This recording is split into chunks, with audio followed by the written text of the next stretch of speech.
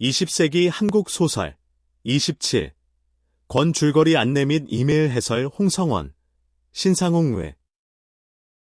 홍성원의 즐거운 지옥은 소설가 H와 4명의 문인들이 하루 동안 술집에 모여 각자의 삶과 문화, 가난과 고뇌에 대해 이야기하는 작품이다.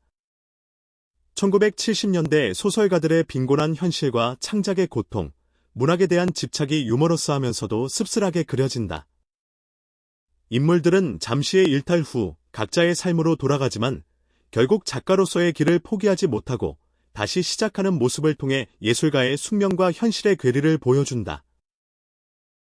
홍성원의 흔들리는 땅은 1970년대 서울 시외버스 터미널을 배경으로 차내 행상인 형섭과 두재, 재득, 낙표 등이 생계와 삶의 터전을 지키기 위해 고군분투하는 이야기를 그린다. 버스 회사의 부당한 처우에 맞서 파업에 나선 차장 남숙은 회사 측의 탄압과 주변 하층민들의 협박에 시달리다 결국 투신에 불구가 된다. 형섭은 남숙의 고통과 진실을 이해하려 애쓰지만 개인의 절망과 사회적 모순이 얽힌 현실의 벽 앞에서 무력감을 느낀다. 작품은 산업화 속 소외된 하층민들의 갈등과 비극을 사실적으로 그린다. 신상홍의 분노의 일기는 주인공이 미 8군 병영에서 겪은 경험을 통해 한국 사회에 내재한 신민성 문제를 고발하는 소설이다. 미군 부대 내에서의 차별과 모멸, 자존감의 상실을 통해 주인공은 한국 사회가 외세에 종속된 현실과 그로 인한 정체성의 혼란, 분노를 체험한다. 작품은 개인의 경험을 넘어 한국 현대사의 식민적 구조와 민족적 자각의 필요성을 날카롭게 드러낸다. 신상홍의 돌아온 우리의 친구는 1970년대 중동건설 현장에 돈을 벌러 떠난 친구가 결국 한 줌의 재가 되어 돌아오는 과정을 그린다. 친구의 귀국을 환영하기 위해 모인 이들은 그가 겪었던 극한 노동과 삶의 고통, 자본의 폭력에 무너진 인간 현실을 떠올린다. 산업화와 고도성장의 이면에 감춰진 이주 노동자의 비극과 한국 사회의 어두운 단면을 아이러니와 풍자를 통해 사실적으로 드러내는 작품이다. 최창학의 형은 윤성호는 어릴 적부터 사촌형 허범민에게 열등감을 느껴왔다. 두 사람은 한국전쟁으로 아버지를 잃고 성우는 현실에 순응하며 정신과 의사가 된다. 반면 범민은 부조리한 현실에 저항하다 실패하고 요인 암살 미수 혐의로 체포된다.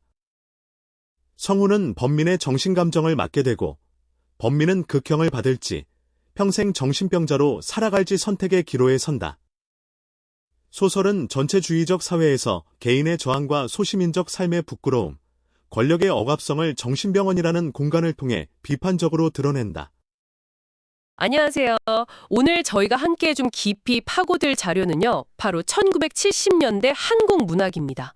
특히 홍성원, 신상홍, 최창학 이 세 작가의 작품들을 중심으로요. 네. 공유해주신 글들을 보니까 이분들이 그 격동의 시대를 어떻게 문학으로 담아냈는지 그 핵심을 같이 한번 살펴보면 좋을 것 같습니다. 네, 좋습니다. 이 작가들이 활동했던 1970년대는 아시다시피 경제 성장과 또 정치적 억압이 같이 있었잖아요. 네, 그렇죠. 바로 그 한국 사회의 복잡한 얼굴을 아주 날카롭게 포착했던 분들입니다. 단순하게 시대를 비판했다기보다는 근대화라는 큰 흐름 속에서 개인이 겪어야 했던 어떤 모순, 또 고통 이런 것들을 깊이 탐구했죠. 오늘은 그 목소리를 한번 따라가 보시죠. 좋습니다. 1970년대 하면 보통 개발 독재, 압축 성장 이런 이미지가 강렬한데요. 근데 그 이면에는 분명 다른 이야기가 있었을 것 같아요. 맞습니다. 경제 발전 덕분에 이제 빈곤에서 벗어날 수 있다는 희망도 있었지만 동시에 뭐랄까 삶의 질보다는 그냥 숫자에 집착하는 그런 사회 분위기가 있었거든요. 아, 숫자에 집착하는. 네, 그게 또 일상을 좀 황폐하게 만들기도 했고요. 특히 유신체제는 아시겠지만 자유나 민주주의 같은 가치는 막 억누르면서 네네. 국가 주도로 근대화를 확 밀어붙였죠. 오늘 저희가 살펴볼 이 세 작가는 바로 그 지점, 그러니까 화려한 성장의 그늘, 그 모순을 외면하지 않았다는 게 중요합니다. 그렇군요. 그럼 먼저 홍성원 작가부터 이야기를 좀 시작해 볼까요? 이분이 전업 작가셨다고요? 네, 맞습니다. 작품을 정말 많이 남기셨는데 그중에서도 특히 즐거운 지옥. 아, 이 작품을 보면 막 급변하는 서울에서 예술가로서 느끼는 소외감 같은 거 있잖아요. 그게 참 절절하게 다가오더라고요. 맞아요. 거기에 주인공 H가 쌍놈의 돈 하고 외치는 장면이 있잖아요. 아, 네, 기억나요. 강렬했죠. 그게 단순히 뭐 생활고 이런 걸 넘어서는 거죠. 그 물질 만능주의 시대에 예술이나 인문적 가치가 너무 평가절하되는 현실, 거기에 대한 작가의 고뇌가 아주 압축적으로 담겨 있는 겁니다. 아, 물질적 풍요가 오히려 정신적 빈곤을 가리는 그런 현실요? 그렇죠. 또 흔들리는 땅 같은 작품에서는 도시 빈민들의 정말 팍팍한 삶을 그리면서 불균형 성장의 어두운 면을 그대로 보여주기도 했고요. 여기서 또 하나 주목할 만한 게 그 문체예요. 흔히 하드보일드 스타일이라고 하죠. 감정을 좀 배제하고 아주 객관적인 묘사에 집중하는 건조한 문체. 아, 건조한 문체요? 네. 근데 그게 오히려 그 시대의 어떤 비정함, 냉혹한 현실을 더 효과적으로 느끼게 만드는 힘이 있습니다. 핵심은 그거죠. 숫자로만 보이는 성장 이면에 가려진 인간적인 비용을 정면으로 보게 만드는 거예요. 그렇군요.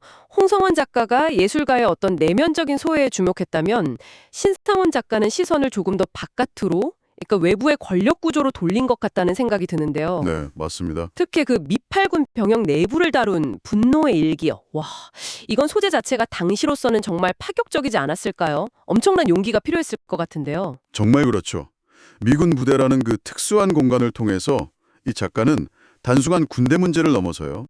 그러니까 한미 관계 속에 내재된 어떤 지속적인 권력 불균형 문제, 그리고 그게 한국 사회 내부에 미치는 영향, 뭐랄까 일종의 내재된 식민성 같은 문제를 정면으로 다뤘다고 볼 수 있습니다. 아, 식민성 문제까지요? 네, 소설 속에 나오는 김대위라는 인물의 경험을 통해서 부대 안에서의 인종차별이라든지 아니면 한국군의 좀 굴종적인 모습 같은 것들을 보여주거든요. 그러면서 거대한 힘 앞에서 개인이 얼마나 왜소해지는가 이걸 고발하는 거죠. 결국 신상웅 작가의 군대 소설들은 비인간적인 어떤 조직의 논리, 또 분단 이데올로기 이런 것들이 개인의 삶을 어떻게 진두르는지에 대한 아주 날카로운 고발이라고 할 수 있습니다. 아, 듣기만 해도 좀 답답한 현실인데요. 네, 안타깝게도 그래서인지 그의 마지막 작품집 그 돌아온 우리의 친구는 판금 조치를 당하기도 했어요. 작가 활동에 큰 제약이 있었죠. 아, 판금까지. 정말 쉽지 않은 시대였네요. 자, 그럼 마지막으로 최창학 작가, 형이라는 작품이 인상 깊었는데요. 성공한 정신과 의사 동생이랑 요인 암살 미수 혐의를 받는 형, 이 대비가 참. 그렇죠. 흥미로운 설정이죠. 네. 근데 이런 정신병리나 정신병원 같은 소재가 혹시 좀 사회구조 비판이라는 메시지를 흐리고 그냥 개인의 문제로만 보이게 할 위험은 없었을까요? 어떻게 보세요? 아, 그거 아주 중요한 질문인데요. 최창학 작가는 정신병리 현상을 그냥 개인의 일탈 이렇게 단순하게 보지 않습니다. 오히려 그 억압적인 사회 자체가 개인의 정신을 어떻게 병들게 하는지 그걸 탐구하는 도구로 활용하는 거죠. 아, 도구로요? 네. 예를 들어서 소설 속에서 아주 정상적인 인물로 나오는 정신과 의사 윤성훈.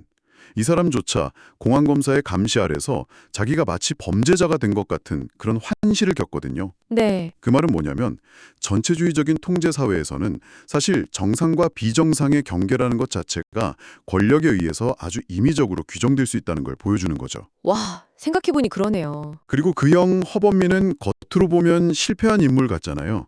하지만 마지막 순간에 진실 앞에서 타협하지 않으려고 하는 모습, 그게 중요한 어떤 저항의 의미를 갖는다고 볼 수 있습니다.